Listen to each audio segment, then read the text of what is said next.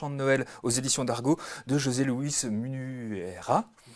Qui travaillait sur Spirou il y a quelques années. Voilà, exactement. Et là, qui réécrit un peu ce chant de Noël-là de Scrooge. Voilà. Le chant de Noël, c'est le récit de Charles Dickens, Ouais. le récit de Noël avec ce vieil avare qui va complètement se rendre compte de ses erreurs passées, de son avarice, et va aller vers le mieux après la visite de 3 fantômes pendant la nuit précédant Noël.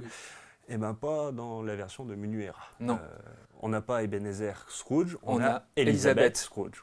Donc c'est une femme avare, toujours, acariâtre, toute seule. Voilà, là-dessus, il n'y a pas grand-chose qui change, hormis son genre. Mais alors, après, est-ce que j'ai vraiment envie de dire ce qui va changer par rapport à la version traditionnelle? Non, je ne vais pas le dire. Non. Mais je trouve que c'est un regard vachement moderne. Ouais. Le bouquin, voilà, écrit fin 19e, on est au début du 21e siècle, Oui.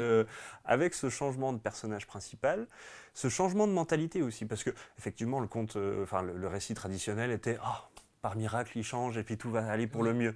Là c'est plus nuancé, c'est plus fin et c'est plus 21e siècle.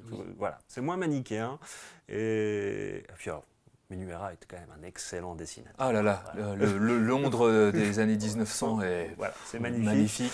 Avec un trait ultra cartoon, ouais. pour le coup. C'est pas réaliste pour un rond, mais avec des nez qui s'étendent à des kilomètres.